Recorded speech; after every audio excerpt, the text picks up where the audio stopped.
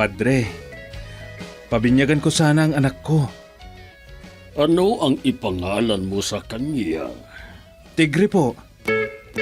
Ano? Hindi pwede, Doming. Pangalan ng mabagsik na hayop yan. Pwede, Padre. Kung pwede ang leon, edi pwede rin ang tigre. Pwede! Doming, doming, pwede lahat. Doming, doming, pwede lahat. Doming, doming, pwede lahat. Doming! Pwede lahat. Doming, pwede lahat. Isang manunulat, matalino, malalim ang pag-iisip, pero laging naiidlip. Walang pinagkaiba sa kwago. Iba't iba ang pagkatao, bida, kontrabida, at mapagmasid. Mga kaibigan, huwag kaligtaang pakinggan ang araw-araw na pakikipagsapalaran ni Doming sa kailaliman ng panaginip. Doming, pwede lahat. Isinulat at sa direksyon ni Letty Astudillo Aquino mula sa Lovelet Artists and Talent Center Drama Productions. Handog sa inyo ng #1 and most trusted radio network in the country, Bombo Radio Philippines. Basta Radio, Bombo!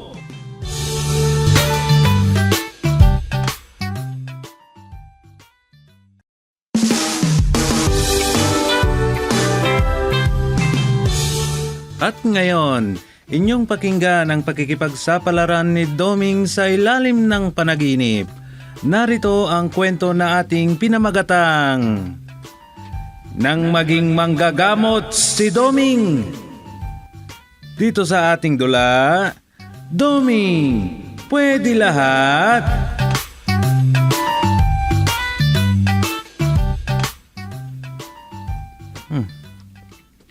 Nung naging manghihilot si Manggusting. Yan. May title na ang aking susulatin na script ngayon. Di bale, hindi nakikinig si tatay ng drama. Hindi niya mapapakinggan ang aking ginawa. Kung sakali man, madali na lang natapusin ito.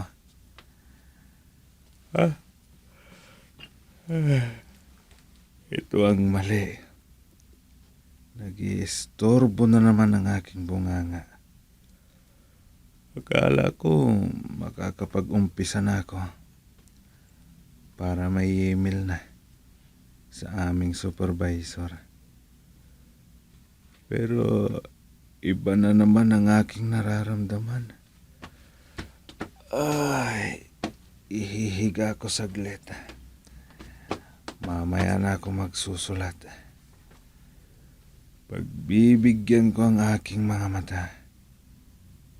Sa bagay, wala naman sigurong mangistorbo ngayon. Doming, nagsusulat ka? O Rosa, bakit? Nagpapatulong si Aling Isang. Bakit daw? Sumakit daw ang tiyan ng kanilang dalaga. Walang ibang tutulong sa kanila. O ano ngayon? Anong gusto mong mangyari? Ano pa nga ba? Ihatid mo sila sa ospital. Gamitin mo yung honor mo. Yun lang pala eh. Papalitan ko lang saglit ng shorts ko. Sige, sasabihin ko sa kanila. Sumunod ka na lang. Ay, akala ko matutulog na ako. Ay, ngayon, mapipilitan kong sundin si Rosa. Kung hindi, naku, malaking problema sa aking biyanan.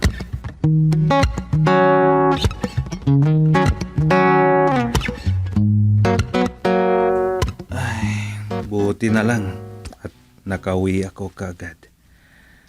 Pwede ko nang itulog. Ay, maitutuloy ko na ang antok ko kanina. Ay.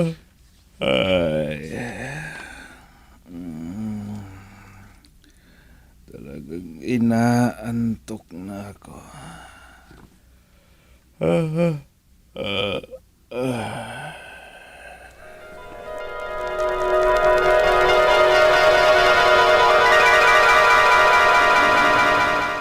Paano na ngayon, asawa kong hari?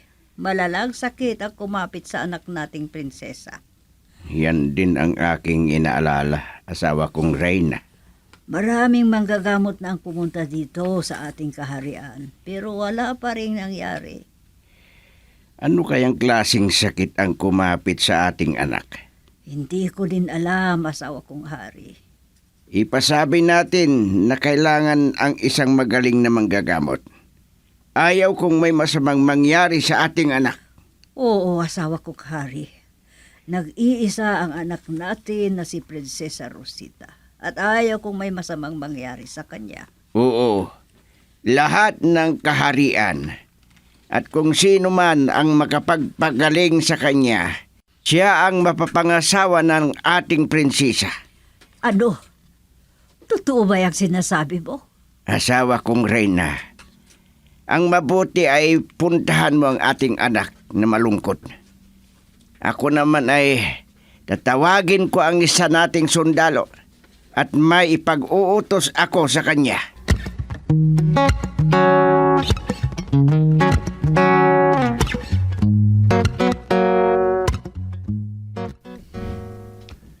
Oh, ano? Malinaw na sa'yo ang bilin ko? Apo, mahal na hari. Kung ganon, kumilos ka na. Gusto kong gumaling ang ating prinsesa sa lalong madaling panahon. Apo, mahal na hari. Aalis na po ako. Talagang problema ko ang nangyayaring ito sa aking anak. Ang aking nag-iisang anak na prinsesa. Ay, nakapitan ng malalang sakit.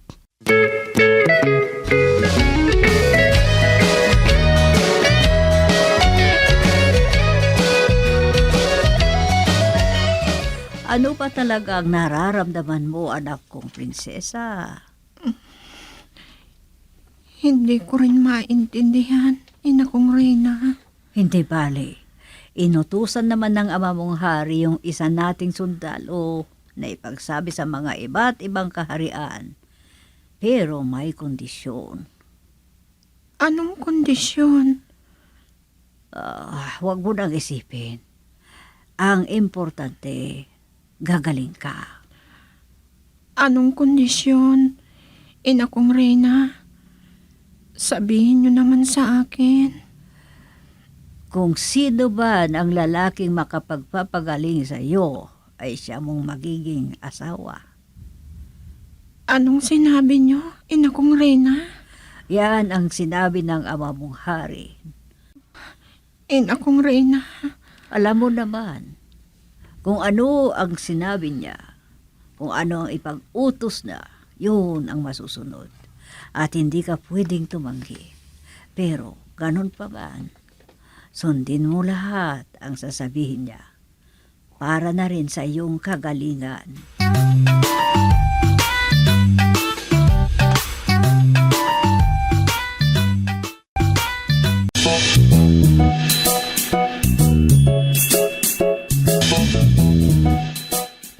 Nandito na ako sa sentro. Oras na maibinta ko ang dala kong tapa ng usa. May maibibili na ako ng aking mga kailangan. Makinig kayo! May sasabihin ako sa inyo! May pinapabalita yata ang mahal na hari. Sundalo iyan sa palasyo. Gustong ipamalita sa lahat ng nasasakupan ng mahal na hari na ang Prinsesa Rosita ay may malalang sakit. May malalang sakit ang prinsesa. Suki ko siya sa mga tinda kong tapa at alimango. At kung sino man ang makapagpapagaling sa kanya ay may malaking reward na matatanggap. Ano kayang reward yan?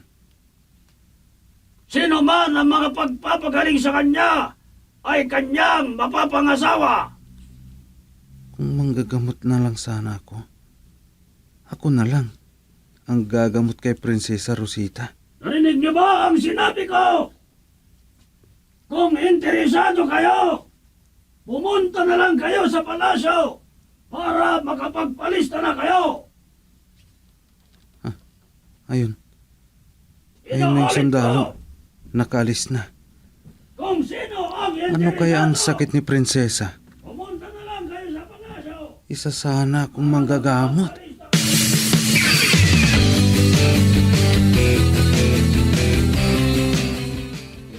Hindi maalis-alis sa isip ko ang sinabi ng sundalo na yon.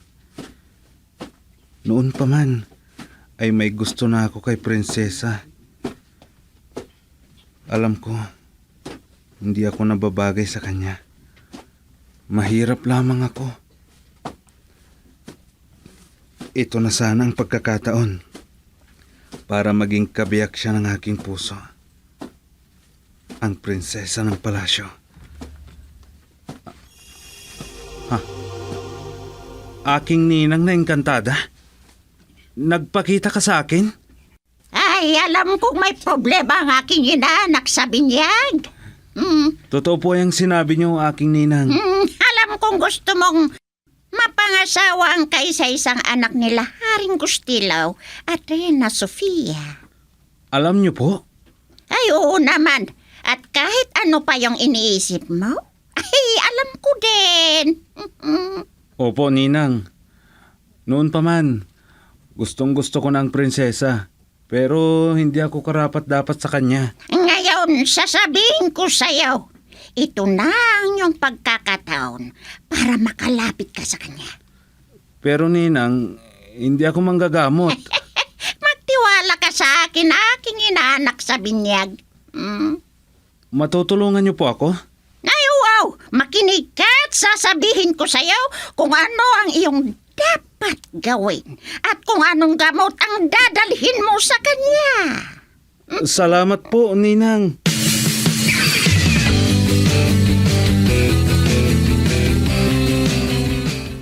Oh, ano? Malinaw na ba sa'yo ang lahat? Opo. Nasabi ko na sa'yo ang pinakamabisang gamot. Opo, ninang. Huwag ka nang magsayang ng oras. Alam ko na maraming naging interesadong prinsipe doon sa pinamalitan ng sundalo. Kaya kumilos ka na.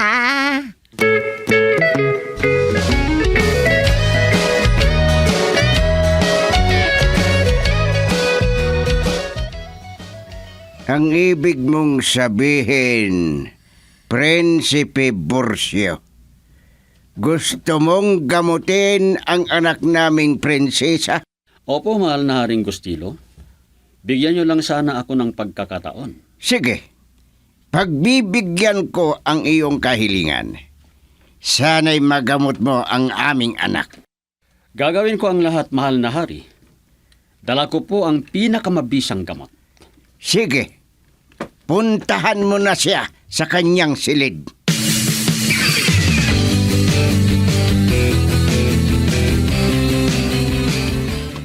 Magamot kaya ni Prinsipe Borcio ang ating anak, asawa kong hari. Tignan natin. Ang sabi niya, dala niya ang pinakamabisang gamot. Ay, nag-aalala ako, asawa kong hari. Paalisin niyo ang taong ito dito! Ah, Ay, ay, sumisigaw ang ating prinsesa. sundalo! Sumama kayo sa akin! Tignan natin ang aking anak sa kanyang kwarto! Po, mahal na hari! Ano? Paalisin niyo ang taong ito dito! Ayaw kong makita ang kanyang pagmumukha! Mukha siyang demonyo! Ha? Hindi ako, demonyo, mahal kong prinsesa. Ama kong hari, palabasin mo ang taong yan! Mamamatay ako pag hindi mo siya pinalabas! Hindi naman ako demonyo. Ikinalulungkot ko, mahal na prinsipe. Sige na, lumabas ka na. Sige, mahal na hari. Alis na ako.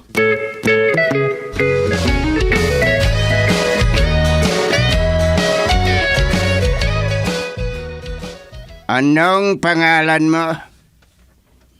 Domingo, Portugal, mahal na hari. Anong trabaho mo? Tendero po lamang ng isda. Ngayon, Gusto mong gamutin ang aking anak na prinsesa? Susubukan ko po, mahal na hari. Anong dala mong gamot? Gusto kong makita. Tapa at alimango. May kasamang dasal, mahal na hari. Sige. Lapitan mo ang aking anak. Siguraduhin mo lang na magamot mo ang aking anak. Gaya po ng sinabi ko sa inyo.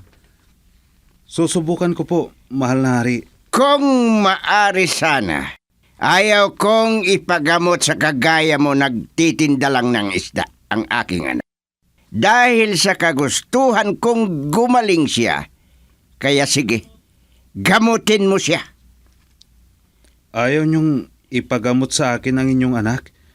Dahil isa lamang akong nagtitinda ng isda? Ganun po ba, mahal? Oo, sana. Sige po. Kung ayaw niyo sa akin, wala akong magagawa.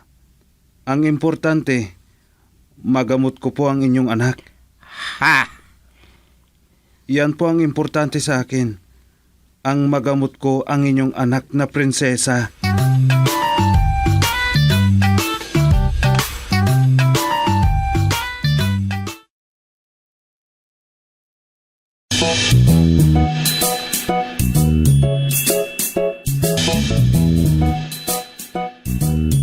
Kakaiba ang maglalakong yon. Maliwanag ang narinig ko.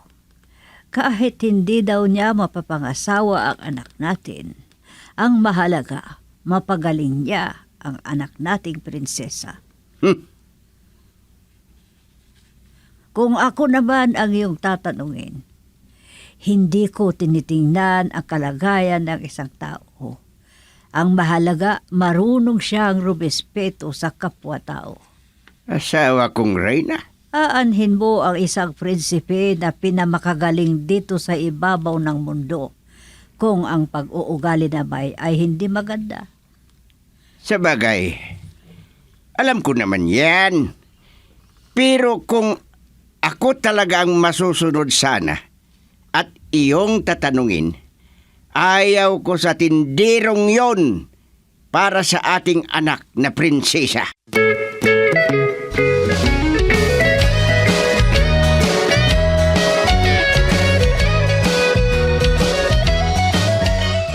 Kailangan mapuntahan ko po ang anak nyo kahit man lang sa isang linggo hanggat hindi pa siya gumagaling, mahal na hari at mahal na Reyna. Ibig mong sabihin, pabalik-balik ka dito sa palasyo? Opo, mahal na hari. Sige, ako na ang bahala kung iyan ang kailangan. Asawa kong Reyna. Sa pagkakataong ito, ako naman ang masusunod. Huwag na kayong mag-away, ama kong hari at ina kong Reyna. Ha? Kung ayaw ng ama kong hari na gagaling ako sa aking sakit, okay lang. Kahit mamatay na lang ako. Hindi. Ah, Huwag mong sabihin yan, mahal kong prinsesa. Kung yan ang gusto ng ama mong hari, hindi lang ikaw ang mamamatay. Tayong dalawa. ano?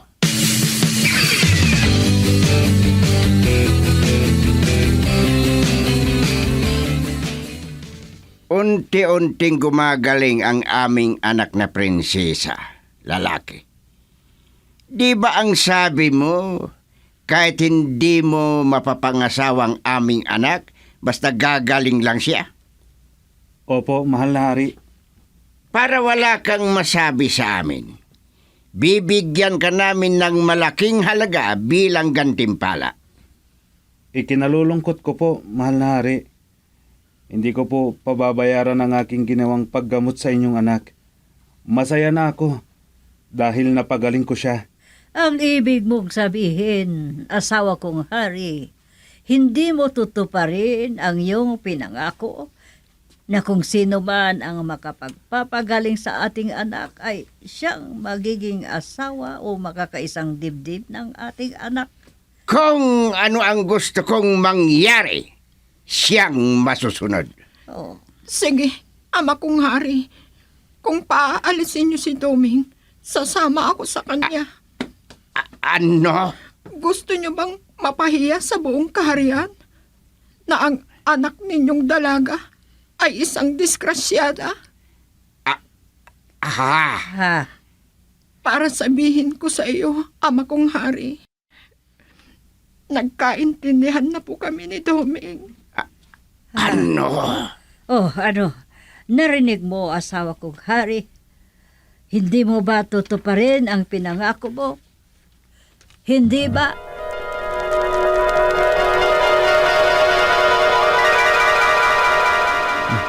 Anong masasabi mo ngayon, mahal na hari?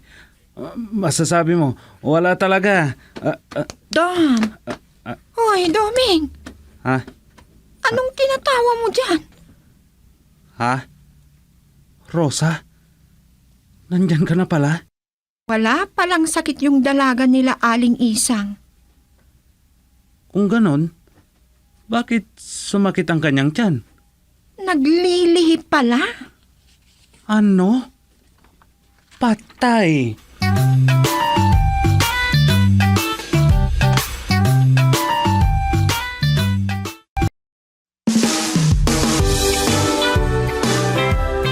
At diyan nagtatapos ang isang kwento sa pakikipagsapalaran ni Doming sa ilalim ng panaginip. Sa panulat at direksyon ni Leti Astudillo Aquino. Handog sa inyo ng #1 and most trusted radio network in the country, Bombo Radio Philippines. Basta Radio, Bombo!